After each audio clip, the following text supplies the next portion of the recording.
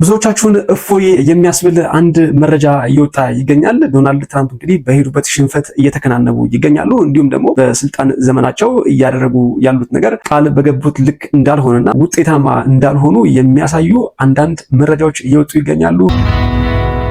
እንግዲህ ዶናልድ ትራምፕ ብዙ ነገሮችን ቃል ገብተው እንደነበረ የምታስታውሱት ነው። በዋናነት እንግዲህ ኢሚግራንትን በተመለከተ ወይም ደግሞ ዲፖርቴሽንን በተመለከተ የገቡትን ቃል ማሳካት አልቻሉም። በፍጹም ቃል የገቡትን ያክል እያደረጉ እንዳልሆነ እየተነገረ ይገኛል። ጉዳዩን በተመለከተ እንግዲህ በዳታ አስደግፌ መረጃውን ይዤላችሁ መጥቻለሁ። ሰላም ወደ ሳሚ ዩቲዩብ ቻናል ተከታታዮች እንደምን አላችሁ? ለመላው የኦርቶዶክስ እምነት ተከታዮች በሙሉ እንኳን ለፋሲካ በዓል በሰላም አደረሳችሁ። በዛሬው ቪዲዮ እንግዲህ ዶናልድ ትራምፕ ምን አሳኩ የሚለውን ጉዳይ ይዤላችሁ መጥቻለሁ። መረጃው ብዙዎች ጋር እንዲዳረስ ላይክ እያደረጋችሁ እንዲሁም ደግሞ አዲስ ከሆናችሁ ኢሚግሬሽን እንዲሁም ደግሞ ፓስፖርትን በተመለከተ የምሰራቸው ቪዲዮዎች ወደ እናንተ እንዲደርሱ ሰብስክራይብ አድርጋችሁ ቤተሰብ ይሁኑ። ላለው ቀጥታ ወደ መረጃው እንሄዳለን። ቀደም ብዬ እንደነገርኳችሁ ዶናልድ ትራምፕ ወደ ስልጣን ሲመጡ እንግዲህ ቃል የገቧቸው በርካታ ጉዳዮች እንደነበሩ ሁላችንም የምናስታውሰው ጉዳይ ነው። ከነዛም መካከል እንግዲህ ኢሚግሬሽንን በተመለከተ ከፍተኛ የሆነ ስራ እንደሚሰሩና ኢሚግራንትን ከሀገራቸው ዲፖርት እንደሚያደርጉ ቃል ገብተው እንደነበረ ሁላችንም እናስታውሳለን።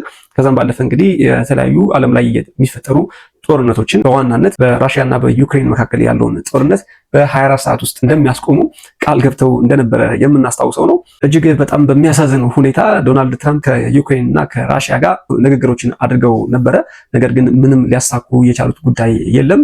በጉዳዩም ተስፋ መቁረጥ ደረጃ እንደደረሱ የሚያመላክቱ መረጃዎች እየወጡ ይገኛሉ። ዶናልድ ትራምፕ እንግዲህ የሚታወቁት ሚዲያዎችን በመጠቀም አጀንዳ ማራገብ እንደሆነ እናውቃለን። እንደምታውቁት በጣም በርካታ የሚባሉ ሚዲያዎች የእሳቸውን አጀንዳዎች በማራገብና በማስጮህ ይታወቃሉ። ከዛ ባለፈ ዶናልድ ትራምፕ ይህ ነው የሚባል ተጨባጭ ያደረጉት ጉዳይ የለም። ዲፕሎማሲውን ብንመለከት እንዲሁም ደግሞ ተመሳሳይ ሌሎች ጉዳዮች ላይ የወሰኗቸው ውሳኔዎች እዚህ ገባ የማይባሉ ውጤቶች ነው ያስመዘገቡት። እንዲሁም ደግሞ ከፍተኛ ውድቀት እየተዳረጉ ይገኛሉ። እንደምታስታውሱ ዶናልድ ትራምፕ በወሰኗቸው ውሳኔዎች ከፍተኛ የሆነ ጫናና ክስ ገጥሟቸው በፍርድ ቤትም የወሰኗቸው ውሳኔዎች ውድቅ እንደተደረጉባቸው የምናስታውሰው ጉዳይ ነው። በዋናነት እንግዲህ ዛሬ ወደ እናንተ የመጣሁበት ምክንያት ኢሚግራንትን በተመለከተ ዶናልድ ትራምፕ ምን ያህል ሰሩ፣ ስፔሻሊ ከአለፈው አድሚኒስትሬሽን ወይም ደግሞ ከባይደን አድሚኒስትሬሽን ጋር ሲነጻጸር የዶናልድ ትራምፕ ስራ ምን ያህል ውጤታማ ነበር የሚለውን የምንመለከት ይሆናል። መልካም የሚባል ዜና ነው። ይህን ያልኩበት ምክንያት ደግሞ እንግዲህ ዶናልድ ትራምፕ ወደ ስልጣን ሲመጡ አንድ እንዲያሸንፉ ያደረጋቸው ጉዳይ ቢኖር በኢሚግራንት ጉዳይ ያላቸው አቋም ነው።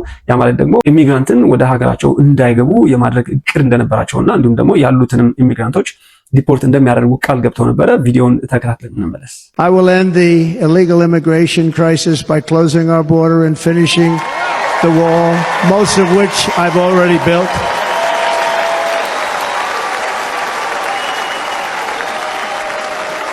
እንደሰማችሁት እንግዲህ ዶናልድ ትራምፕ ኢሚግራንትን ከሀገር የማስወጣትና እንዲሁም ደግሞ ከየትኛውም ሀገራት ኢሚግራንቶች እንዳይገቡ የማድረግ ስራ እንደሚሰሩ ቃል ገብተው ነበረ። ምናልባት ግን በዚህ አጋጣሚ ዶናልድ ትራምፕ ተሳክቶላቸዋል ብዬ ከማስባቸው ጉዳዮች መካከል ሳውዝ ቦርደር ላይ ያለው ስራ ነው። ሳውዝ ቦርደር ላይ እንግዲህ እንደምታውቁት እጅግ በጣም ሂውጅ የሚባል ግንብ ገንብተው እሳቸው አይደለም የጀመሩት፣ ኦፍኮርስ ከዚህ በፊት የተጀመረ ግንብ ነው። ነገር ግን በእሳቸው ጊዜ ግንቡ ተገንብቶ ኢሚግራንቶች በዛ በኩል የሚገቡበትን ኤንትራንስ መዝጋታቸው የሚታወቅ ነው። ተሳካላቸው ብለን ካልን ይህ ሊሆን ይችላል። ከዛ ውጭ ግን ዶናልድ ትራምፕ በአሁኑ ሰዓት ምን አይነት ደረጃ ላይ ይገኛሉ? ዲፖርት በማድረግ ምን ያህል ደረጃ ላይ ይገኛሉ? ከዚህ ቀደም የነበሩት ጆ ባይደን እንግዲህ ምንም የሚዲያ ጫጫታ ሳይፈቱ በወር እስከ 60,000 የሚጠጉ ሰዎችን ዲፖርት ያደርጉ ነበር። ይህ እንግዲህ ሲሰራ የነበረው ምንም አይነት የሚዲያ ስራ ሳይሰራ ሳይለንት በሆነ መንገድ ሲሰራ የነበረ ስራ ነው። አሁን በስልጣን ላይ ያሉት ዶናልድ ትራምፕ ግን እንደምታውቁት እንግዲህ ከፍተኛ የሆነ የሚዲያ ከቨሬጅ አላቸው። ከፍተኛ ጫጫታ ተፈጥሯል በሚዲያ በኩል። እንዲሁም ደግሞ ኢሚግራንቶች ላይ ከፍተኛ የሆነ ፍራቻ በመፍጠር ይታወቃሉ። ሆኖም ግን በአሁኑ ሰዓት ምን ያህል ሰዎችን ዲፖርት አድርገዋል ብለን ስናይ ካለፈው መንግስት ጋር ሲነጻጸር እጅግ በጣም ትንሽ የሚባል ነው። በዚህ በኩል ስኬታማ ሊሆኑ አልቻሉም። ይህን ያልኩበት ምክንያት ደግሞ እንደምታውቁት ዶናልድ ትራምፕ በቅርቡ ከአቅማቸው በላይ መሆኑን ማሳያ የሆኑ ምልክቶችን አይተናል ወር ተመልክተናል። እነዛም ደግሞ ምንድነው ሰልፍ ዲፖርቴሽን ኢንካሬጅ ወር ደግሞ ፕሮሞት ሲያደርጉ ነበር። ይህን ያደረጉበት ምክንያት ደግሞ እንግዲህ ዶናልድ ትራምፕ በራሳቸው አቅም ዲፖርት ማድረግ የሚችሉበት ሁኔታ ላይ ባለመሆናቸው ነው። ዳታውን ልንገራችሁ። በአሁኑ ሰዓት እንግዲህ ባለፈው ወር ዶናልድ ትራምፕ ወደ 37,000 የሚጠጉ ኢሚግራንትን ዲፖርት ማድረግ ችለዋል።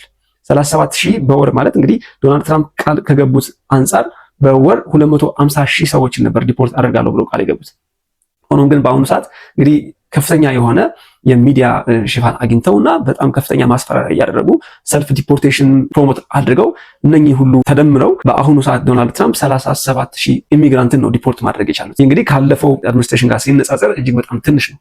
እንዲሁም ደግሞ የዶናልድ ትራምፕ አጠቃላይ ፕላን at the end of the 4-year term የ4 ዓመት የስልጣን ጊዜያቸውን ሲያበቁ ወር ደግሞ በስልጣን መጨረሻቸው ጊዜ አጠቃላይ ፕላን ያደረጉት ወደ 12 ሚሊዮን የሚጠጉ ሰዎችን ዲፖርት ማድረግ ነው። ሶ አሁን ባለው ስታቲስቲክስ ወር ደግሞ በተሰራው ዳታ ዶናልድ ትራምፕ ይህን እቅዳቸውን ግብ መምታት አይችሉም ማለት ነው። ይህ ደግሞ ለዶናልድ ትራምፕ አድሚኒስትሬሽን ከፍተኛ የሆነ ውድቀት ነው ማለት ነው። እንደምታውቁት ትራምፕ በዋናነት ስራ ያደረጉት በሚዲያዎች ሽፋን ማግኘትና ዓለም ላይ ከፍተኛ የሆነ ተጽዕኖ መፍጠር መቻላቸውን ማሳየት ነው። ከዛ ያለፈ ምንም ያደረጉት ነገር የለም። ዲፖርቴሽንን በተመለከተ እንደነገርኳችሁ ምንም የተለየ ነገር አላደረጉም። ከፍተኛ የሆነ ጫጫታና ጩኸት ተፈጥሯል። ነገር ግን የሰሩት ስራ ካለፉት መንግስታት ጋር ሲነጻጸር ምንም ማለት አይደለም። ዜሮ ፕሮግረስ ነው ያለው። በሌላም በኩል ብትመለከቱ እንግዲህ በቅርቡ ከፍተኛ የሆነ ታሪፍ አገራት ላይ ጭነው እንደነበረ እና ጥሩ ዲፕሎማሲ ከነበራቸው አገራት ጋር ሁሉ እንደተጋጩ የምታስታውሱት ነው። ሆኖም ለጊዜው ለ90 ቀናት የጫኑትን ታሪፍ ፖዝ አድርገውታል። በዋናነት ግን እንግዲህ ከቻይና ጋር ያላቸው ሰጣ ገባ አሁንም ድረስ ቀጥሏል። ቻይና እንደምታውቁት በአጸፋው ከፍተኛ የሆነ ታሪፍ በመጫን ከአሜሪካ ጋር እየተገዳደረች ትገኛለች። እንዲሁም ደግሞ አሜሪካን ከፍተኛ የሆነ አጣብቂኝ ውስጥ ከታታለች በአሁኑ ሰዓት። በተመሳሳይ ዶናልድ ትራምፕ ሶስተኛው የዓለም ጦርነትን አስቆማለሁ ብለው ሁሉ ቃል እንደገቡ ታስታውሳላችሁ አይደለም? እሱን ሊያደርጉ በራሽያና በዩክሬን መካከል ያለውን ግጭት እንኳን ማስቆም አልቻሉም ማለት ነው። ዶናልድ ትራምፕ ከዚህ የሚያተረፉት ነገር ምንድነው? ምናልባትም ታሪፍን በተመለከተ በቅርቡ እንደምታስታውሱት በቤተ መንግስታቸው በዋይት ሃውስ ቢሊዮነር ጓደኞቻቸውን ጠርተው እንዳተረፉ እየነገሯቸው ሲሳሳቁ እንደነበረ ታስታውሳላችሁ።